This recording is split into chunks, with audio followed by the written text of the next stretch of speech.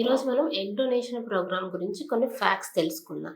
Hello అండి, I'm doctor Keerthi, మీ fertility expert, 49 hospital Vizag branch.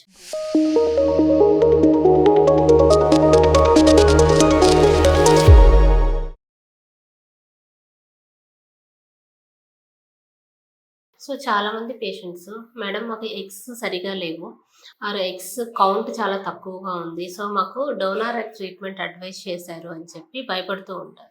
So ఈ ట్రీట్మెంట్లో గుర్తుపెట్టుకోవాల్సిన మెయిన్ థింగ్స్ ఇప్పుడు నేను చెప్తాను. సో ఈ ట్రీట్మెంట్లో ఏమవుతుందంటే, యూజువల్గా మీకు ఇవ్వాల్సిన ఇంజెక్షన్స్ అనేవి ఒక డోనార్కి ఇస్తారు. సో ఈ విధంగా మీకు ఎగ్స్ అనేవి కలెక్ట్ చేసి మీ హస్బెండ్ స్పర్మ్తో ఇంజెక్ట్ చేసి ఎంబ్రియోస్ అనేవి తయారవుతాయి. దెన్ ఈ విధంగా తయారైన ఎంబ్రియోస్ని మీకు ఎంబ్రియో ట్రాన్స్ఫర్ ప్రాసెస్ ద్వారా ట్రాన్స్ఫర్ చేస్తారు.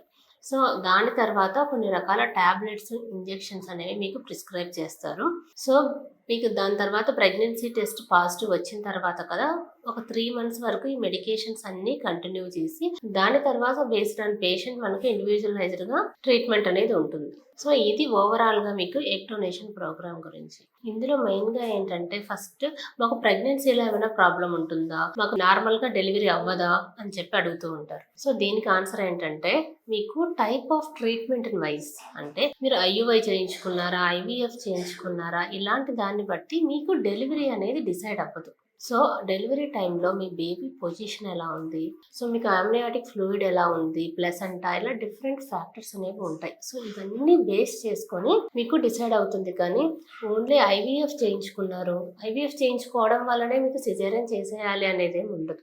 యూజువల్గా ఐవీఎఫ్ అనేది కొంచెం high risk group, advanced age group with multiple factors ఉంటాయి, బీపీ కానీ ఇలాంటివన్నీ ఉంటాయి. కాబట్టి ఎక్కువ మందికి సిజేరియన్ సెక్షన్ ఛాన్సెస్ అనేవి ఉంటాయన్నమాట. సో మీకు అన్ని ఏ ఫ్యాక్టర్స్ లేవనుకోండి, మీకు నార్మల్ డెలివరీ ఛాన్స్ కూడా ఉంటుంది.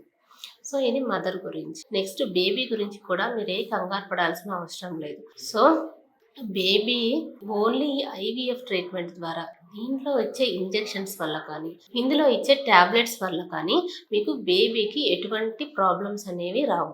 సో చాలా మంది ఇదే అడుగుతుంటారు, ఈ హార్మోన్ ఇంజెక్షన్స్ ఆర్ ట్యాబ్లెట్స్ మాకు ఫస్ట్ 3 months వాడుతున్నాం కదా, ఇలా వాడడం వల్ల బేబీలో ఏమైనా డిఫెక్ట్స్ వస్తాయా అని చెప్పి అడుగుతూ ఉంటారు. సో మీకు ఇచ్చే ఇంజెక్షన్స్ అన్ని, సో ప్రొజెస్ట్రాన్ ఇంజెక్షన్స్ అన్ని వెరీ సేఫ్ ఇంజెక్షన్స్. సో మీకు న్యాచురల్గా హార్మోన్స్ అనేవి ఈ ట్రీట్మెంట్లో ఉండవు కాబట్టి, సో మీకు ఇచ్చే ఈ ఇంజెక్షన్స్ ద్వారా మనకి బేబీ గ్రోత్ అనేది ఉంటుంది. సో ఈ ట్రీట్మెంట్ వల్ల బేబీకి ఎటువంటి ప్రమాదం జరిగే అవకాశం లేదు. మీరు చాలా కాన్ఫిడెంట్గా ఈ ట్రీట్మెంట్ తీసుకోవచ్చు.